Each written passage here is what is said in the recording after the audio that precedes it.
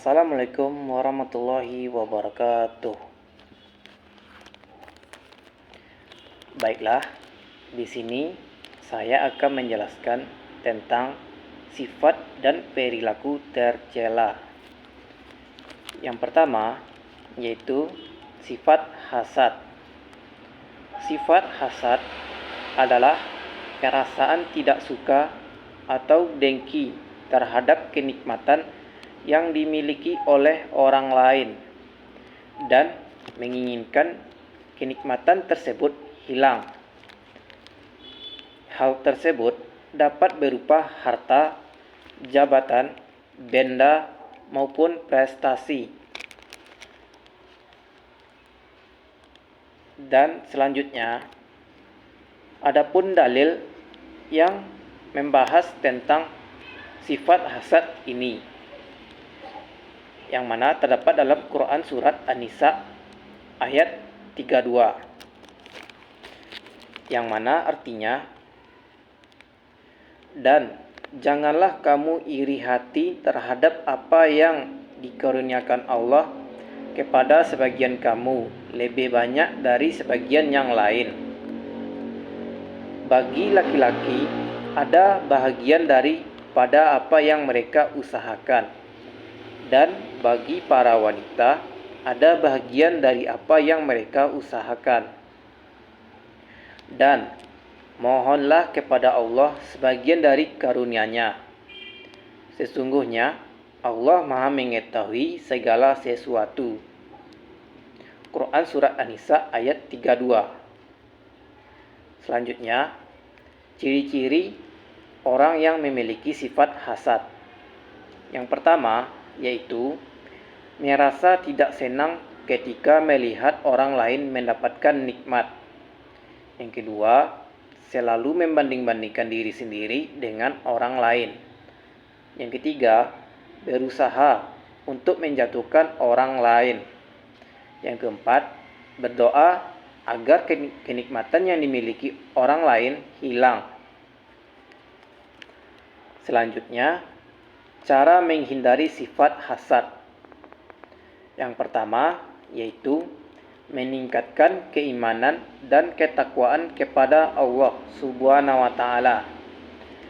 Yang kedua, meyakini bahwa segala sesuatu yang terjadi adalah ketentuan Allah Subhanahu wa taala.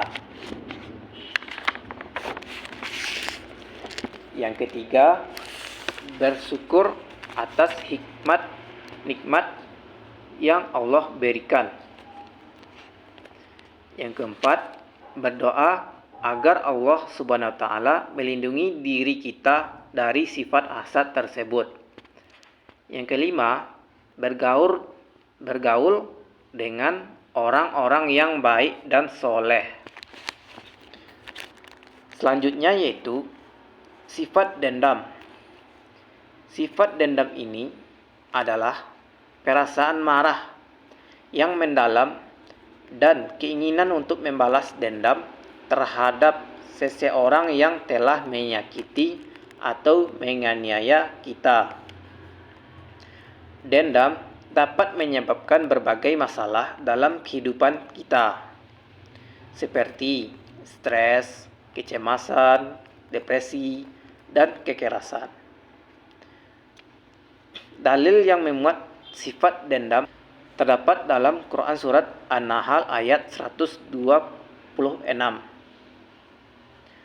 yang artinya yaitu, dan jika kamu membalas, maka balaslah dengan balasan yang sama dengan siksaan yang ditimpakan kepadamu. Tetapi jika kamu bersabar, sesungguhnya itulah yang lebih baik bagi orang yang sabar. Selanjutnya yaitu ciri-ciri orang yang memiliki sifat dendam. Yang pertama yaitu selalu mengingat-ingat kesalahan orang lain. Yang kedua, selalu ingin membalas dendam kepada orang lain yang menyakitinya. Yang ketiga, sering merasa marah dan kesal kepada orang tersebut. Yang keempat, sulit untuk memaafkan orang lain. Yang kelima, sering merasa tertekan dan tidak bahagia. Selanjutnya, cara menghindari sifat dendam. Yang pertama yaitu mengembangkan sikap pemaaf kepada orang lain, walaupun orang lain tersebut sudah menyakiti kita. Yang kedua, berpikir positif. Kita harus selalu berpikir positif terhadap diri kita dan orang lain. Yang ketiga, berfokus pada diri sendiri. Kita harus fokus untuk terus memperbaiki diri kita sendiri, walaupun kita sering disakiti oleh orang lain. Selanjutnya, yaitu sifat ghibah. Sifat ghibah ini adalah sifat yang menyebut-nyebut keburukan orang lain di belakangnya. Ghibah termasuk dosa besar yang dilarang oleh Allah Subhanahu wa taala. Dalil tentang sifat ghibah ini terdapat dalam Quran surat Al-Hujurat ayat 12. Wahai orang-orang yang beriman, jauhilah banyak dari prasangka. Sesungguhnya sebagian prasangka itu dosa, dan janganlah kamu mencari-cari kesalahan orang lain. Dan janganlah ada di antara kamu yang menggunjing sebagian yang lain. Apakah ada di antara kamu yang suka memakan daging saudaranya yang sudah mati? Tentu kamu merasa jijik, dan bertakwalah kepada Allah.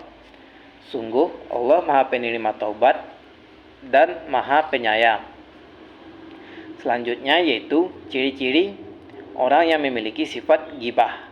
Yang pertama yaitu membicarakan keburukan orang lain.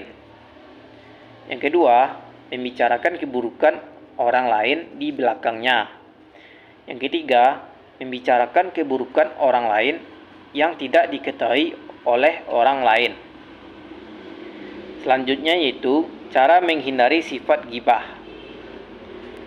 Cara menghindari sifat ghibah ini yaitu menjaga lisan dari membicarakan keburukan orang lain. Yang kedua, berprasangka baik kepada orang lain. Yang ketiga, menyibukkan diri dengan hal-hal yang bermanfaat atau kegiatan-kegiatan yang positif.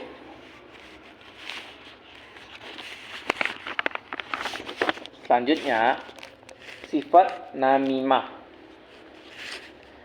Sifat namimah adalah tindakan mengadu domba atau memicu pertikaian antara dua orang atau lebih secara diam-diam. Dalam Islam, namimah dianggap sebuah dosa besar yang sangat dilarang. Dalil tentang sifat namimah ini terdapat dalam Quran surat Al-Hujurat ayat 12, yang mana artinya yaitu, wahai orang-orang yang beriman, jauhilah banyak dari prasangka. Sesungguhnya sebagian prasangka itu dosa, dan janganlah kamu mencari-cari kesalahan orang lain. Dan janganlah ada di antara kamu yang menggunjing sebagian orang lain. Apakah ada di antara kamu yang suka memakan daging saudaranya yang sudah mati? Tentu kamu merasa jijik, dan bertakwalah kepada Allah. Sungguh Allah Maha Penerima Taubat dan Maha Penyayang. Selanjutnya, ciri-ciri orang yang memiliki sifat namimah. Yang pertama yaitu suka mencari-cari kesalahan orang lain dan menyebar luaskan kesalahannya tersebut. Yang kedua, berbicara buruk tentang orang lain di belakang mereka. Yang ketiga, memperbesar atau mengada-ada masalah untuk memperburuk hubungan antara orang lain. Yang keempat, menggunakan informasi pribadi orang lain untuk menyebarkan gosip atau memecah belah orang lain. Selanjutnya yaitu cara menghindari sifat namimah. Yang pertama yaitu jauhkan diri dari gosip dan pembicaraan negatif tentang orang lain. Yang kedua, berhenti dan berpikir sebelum menyebarkan informasi tentang orang lain. Yang ketiga, berusaha memahami dan memberi manfaat bagi orang lain daripada mencari kesalahan mereka. Yang keempat, belajar bersikap adil dan memberikan manfaat kepada orang lain. Yang kelima, menjaga komunikasi yang baik dan terbuka dengan semua orang. Hanya itu yang dapat saya sampaikan. Terlebih dan terkurangnya saya mohon maaf. Assalamualaikum warahmatullahi wabarakatuh.